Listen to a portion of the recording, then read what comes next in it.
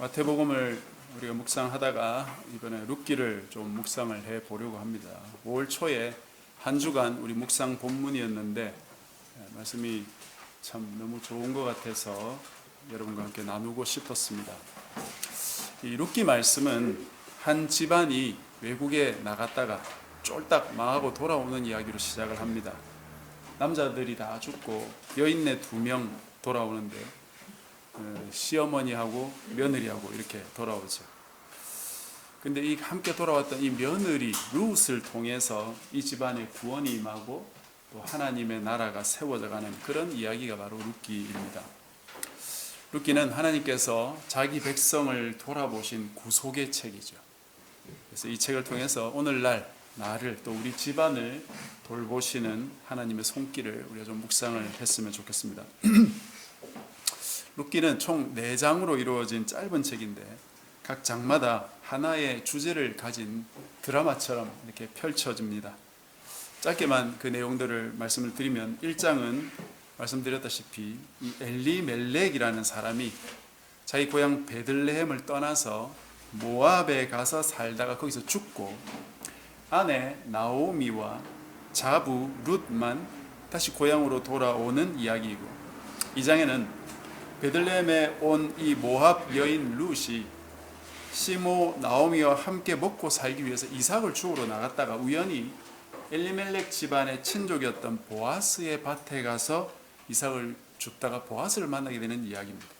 그리고 3장은 룻과 보아스의 관계가 진전되면서 룻이 보아스에게 청혼을 하게 되고, 마지막 4장에는 룻과 보아스가 결혼해서 아들을 낳게 되는 그런 이야기인데, 훗날 이 가문에서 다윗이 태어난다 하는 그런 족보로 룻기를 마치고 있습니다. 나오미의 집안이 모압에서 쫄딱 망하고 돌아온 이야기이기 때문에 가슴 아픈 이야기일 수도 있지만, 이렇게 망해가던 집안이 룻을 통해 다시 세워지는 희망의 이야기이기도 합니다. 본문 전체는 꽤 조용하고 진지하게 이어지는 내용이지만 이 룻기의 배경이 되던 그 시대는 매우 시끄러웠던 시대였다는 것을 우리가 염두에 두어야 되겠습니다. 그 시대가 어떤 시대입니까? 바로 사사시대. 1절을 한번 보십시오. 사사들이 치리하던 때에 라고 되어 있습니다. 우리가 작년에 사사기를 묵상을 했고 지금은 룻기를 지나서 사무엘상을 묵상하고 있는데, 이 책들이 모두 사사시대에 속한 책들입니다. 사사시대는 어떤 시대입니까? 요수아가 죽고 영적 리더십이 사라진 시대.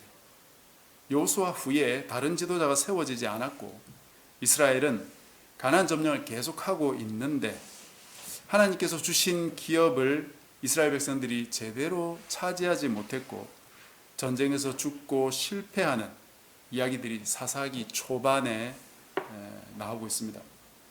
그래도 요수아가 막 죽고 나서는 이스라엘 백성들이 하나님께 여쭈어가면서 땅을 점령하기도 하고 그렇게 했는데, 시간이 지나면서 쫓아내지 못한 이 가나안 족속들이 하나 둘 늘어간 것이죠.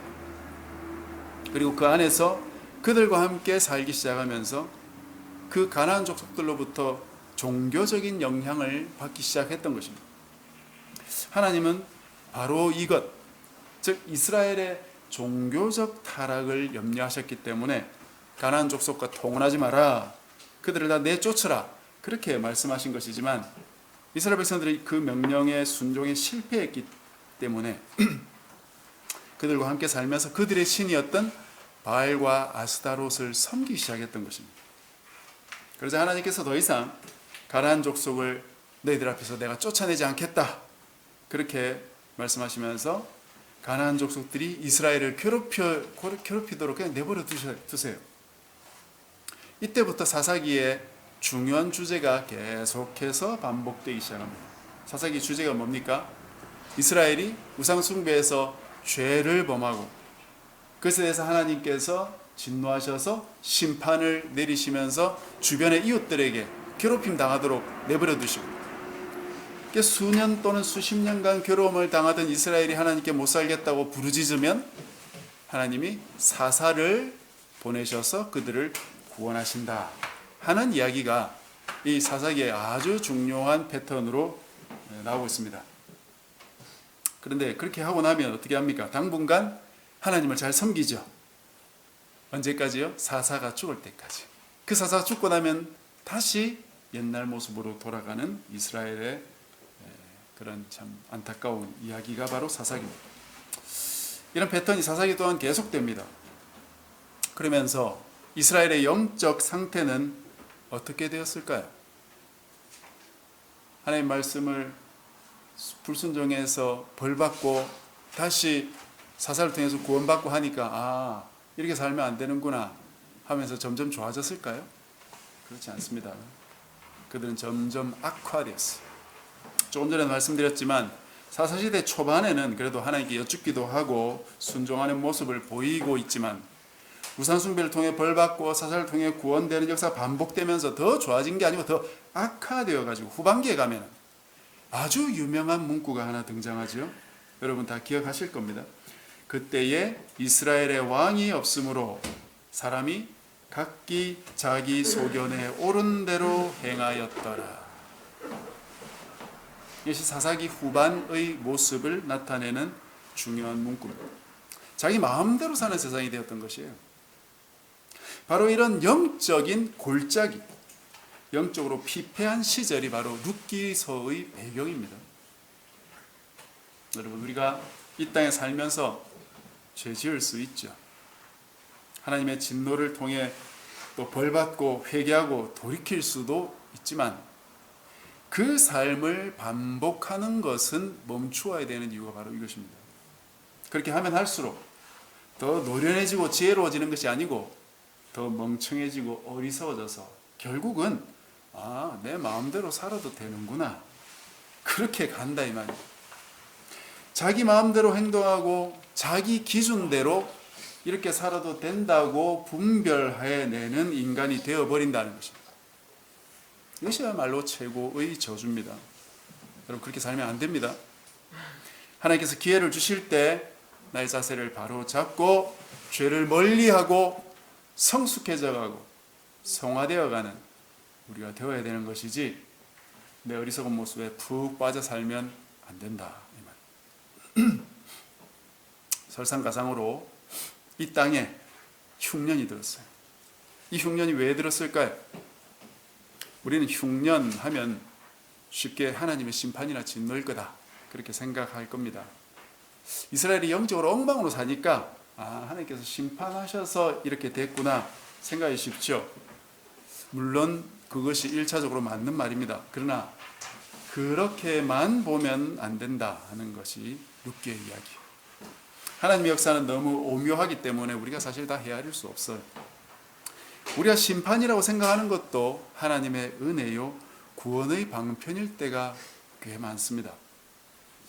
흉년이 물론 힘든 시기에는 분명하지만 그런 시기가 없다면 이스라엘 백성들이 어떻게 살았겠습니까?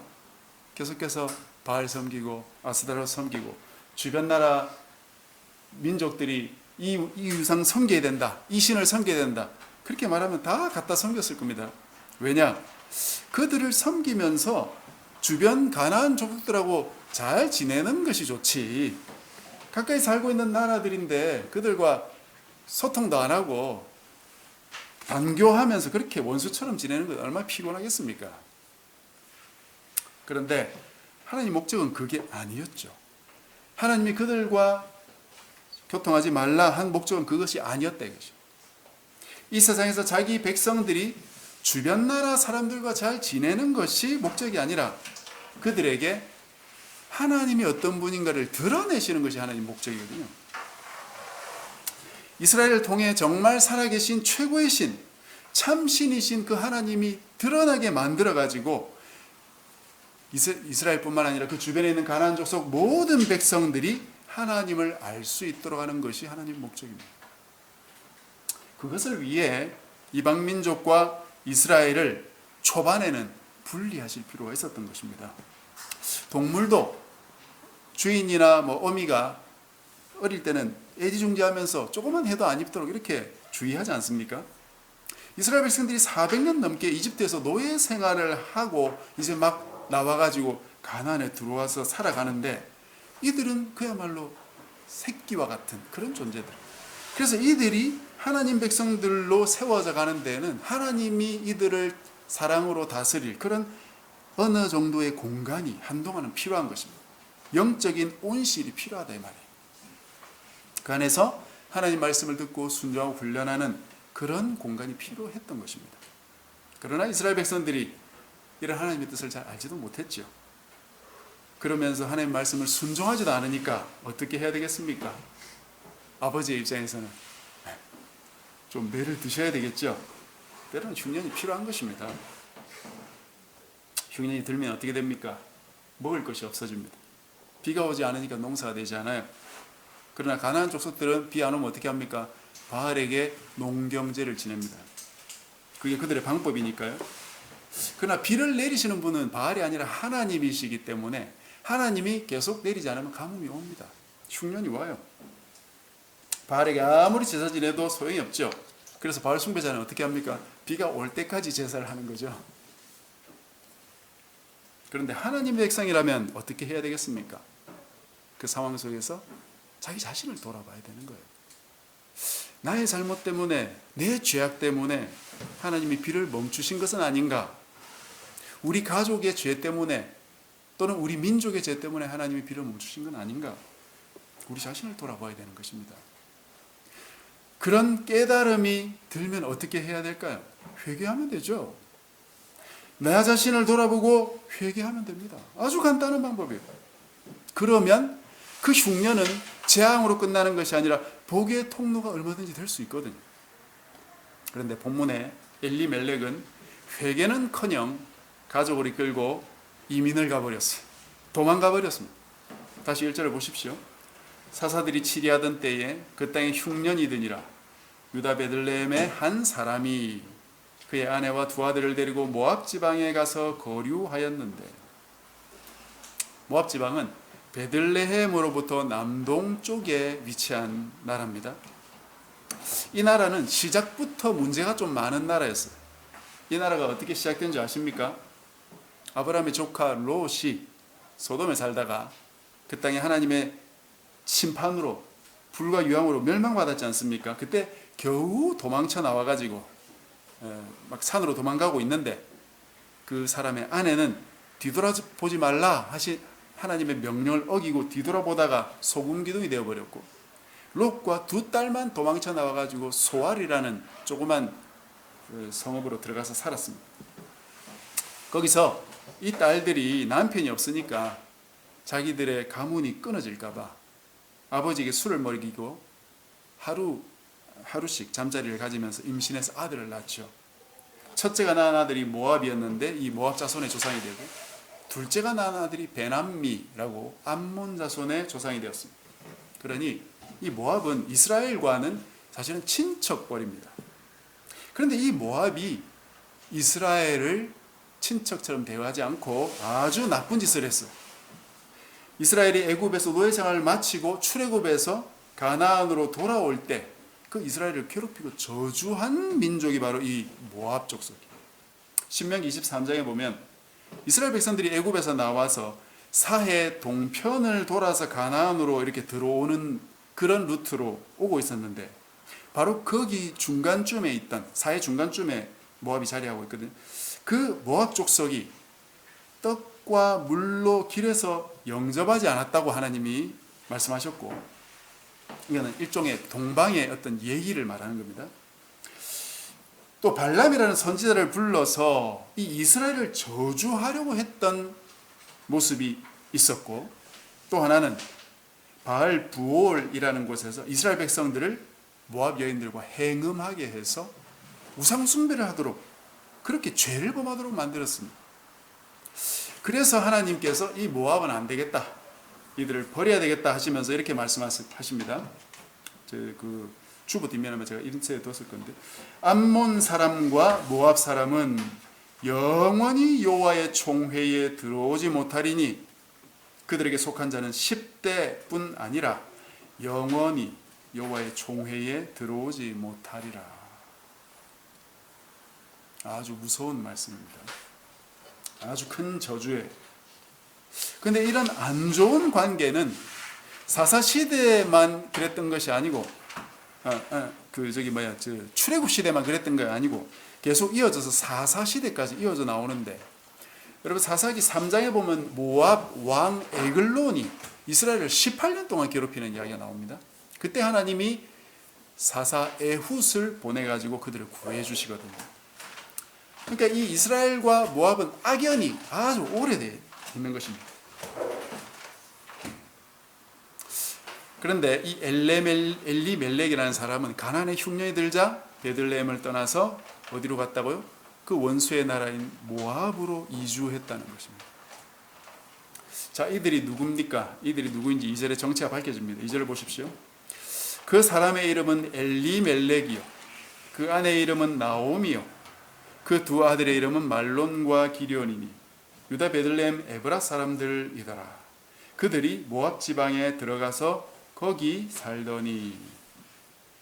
엘리멜렉이라는 사람의 이름의 뜻은 나의 하나님은 왕이시다 이고, 나오미는 기쁨 또는 희락이라는 뜻이에요. 말론과 기련은 둘 다 부정적인 의미의 이름인데 각각 연약함 그리고 실패를 의미한다고 합니다. 이 두 아들의 이름이 처음부터 이랬는지는 잘 모르겠습니다. 아마 모압으로 이주하면서 엘리멜렉이 자신들이 너무 연약하고 우리는 실패했다, 그런 의미를 담아가지고 아마 이 아들의 이름들을 그렇게 불렀는지는 모르겠습니다만은, 이 아들들의 이름이 지금 엘리멜렉의 형편을 그대로 비추어주는 것 같습니다. 이들이 모압에 들어간 이후에 어떻게 됐을까요? 흉년을 잘 피했을까요? 이들의 형편이 3절부터 5절까지 나옵니다. 한번 보십시오. 나오미의 남편 엘리멜렉이 죽고 나오미와 그의 두 아들이 남았으며, 이 남편이 먼저 죽었습니다. 4절, 그들은 모압 여자 중에서, 이 두 아들 말입니다, 그들의 아내를 맞이하였는데, 아버지도 없이 결혼한 거죠. 하나의 이름은 오르바요, 하나의 이름은 루시더라. 순서는 오르바가 먼저 언급됐지만 루시 장자 말론의 아내로서 큰 며느리고 오르바가 작은 며느리입니다. 그들이 거기에 거주한 지 10년쯤에 말론과 기련 두 사람이 다 죽고 그 여인은 두 아들과 남편의 뒤에 남았더라. 여러분, 이게 우리가 성경에서 이렇게 그냥 짧은 구절로 읽으니까 뭐 그냥 그랬나 보다 이렇게 생각할 수 있지만, 감정이입을 한번 해보면 굉장히 가슴 아픈 이야기죠. 그죠? 아주 가슴 아픈 이야기, 정말 기구한 운명이다 라는 소리를 들을 수 있을 그런 상황입니다. 내 하나님은 왕이시다라고 큰 소리치며 살았을 것 같은 그 엘리멜렉은 먼저 가버렸고, 기쁨이라고 불리던 그 아내는 기쁨이 다 사라져버린 상황이 되어버렸습니다. 한 명도 아니고 두 아들이 다 죽어버렸어요. 이렇게 험한 인생이 어디 있습니까? 나오미의 마음이 얼마나 험하겠겠어. 사랑하는 남편도 죽고 두 아들을 결혼시키는 것도 쓸쓸했는데 그렇게 장가 보낸 두 아들이 손주 하나 남기지 않고 다 죽어버렸어요. 그냥 그야말로 황망한 상황입니다. 나오미는 아마도 하나님을 많이 원망했겠죠. 얼마나 울면서 기도했는지 모르겠습니다. 그러나 어쩌면 사사시대 사람들처럼 아마 나오미도 하나님을 점점 잃어갔을 수도 있습니다. 잊어버렸을 수도 있습니다. 이들이 모압에 들어간 때부터 이때까지 어떻게 살았는지를 묘사하는 이 동사들을 세 개만 살펴보면 그런 생각이 들거든요. 1절 끝에 보면 처음에 이들이 모압으로 간 것은 거류라는 단어를 사용하고 있습니다. 이건 다른 말로 하면 체류입니다. 보통 체류는 짧은 기간 객지에 머무는 걸 말하죠. 어쩌면 이들이 처음에는 잠시 흉년만 피하고 돌아오려고 모압 지방에 갔을지도 모르겠습니다. 그런데 2절 끝에 보면 그 동사가 살더니라는 동사로 바뀌어 있습니다. 이 단어는 어떤 한 곳에 계속 머무르다는 의미로 볼 수 있습니다. 체류하러 갔으면 일정 기간 후에 돌아와야 되는데 돌아오지 않고 계속 머무르고 있다는 것이에요. 그리고 마지막 4절 중간에 보면 그들이 거기에 거주한 지 10년쯤에 이렇게 되어 있죠. 이들이 머무른 기간이 10년이 넘었고 그걸 저자는 거주했다고 표현하고 있습니다. 거주는 말 그대로 거기서 정착해 사는 겁니다. 거주민이 된 것이죠. 엘리멜렉 가족은 처음에는 잠시 머무르려고 모압에 갔다가 그만 10년 넘도록 거주민이 되고 말았던 것입니다. 그리고 그 결과는 남편과 두 아들의 죽음이었어요. 나라의 흉년을 피해 도망한 이 가족에게 그 가족에게 흉년이 들이닥친 것입니다. 이 가족의 이런 모습을 통해 우리가 어떤 것을 좀 정리하면 좋겠습니까? 흉년이 온다고 도망할 필요가 있을까요? 여러분, 하나님이 흉년을 주시고자 마음먹으시면 이스라엘보다 강수량이 더 많은 모압 지방까지도 얼마든지 흉년을 주실 수 있겠죠. 기후로 흉년을 주지 않으신다면 그 사람이나 그 가족에게 또는 그 민족에게도 얼마든지 흉년을 주실 수 있습니다. 하나님이 주시는 역사를 피하는 게 능사가 아닐 뿐더러 사실상 피할 수 없습니다. 하나님을 어떻게 피하겠습니까? 그럼 흉년을 피할 수 없으면 어떻게 해야 됩니까? 그 속에서 하나님께 매달려야 되죠. 기도해야 되죠. 살려달라고, 먹을 거 달라고, 일할 거 달라고 기도할 수 있습니다. 물론 이런 기도는 안타깝지만 응답되지 않을 가능성이 좀 더 큽니다. 왜냐? 그럴 것 같으면 하나님이 처음부터 흉년을 주시지 않았을 겁니다. 하나님이 흉년을 주시기로 마음먹은 이상 도무지 어떤 방법으로도 그걸 피할 수 없다는 것을 우리는 기억하셔야 됩니다. 우리 현대인의 생각과 많이 다르죠. 우리는 어려우면 모압 지방으로 자꾸 도망가려고 하죠. 이리저리 자꾸 우리의 길을 찾아다닙니다. 그렇게 하면 안 된다 이것입니다. 할 필요가 없다. 소용이 없다 이 말입니다. 그럼 어떻게 해야 됩니까? 여러 군데를 찾아다니면서 피해 다녀야 될까요? 그것이 아니고 하나님이 주신 그 상황을 견뎌내야 되는 것이에요. 흉년을 주시면 그걸 받아들이고 견뎌내야 된다 이 말입니다. 그러면 6절에 나오는 것처럼 하나님께서 자기 백성을 돌보시고 먹을 양식을 주실 때가 반드시 옵니다.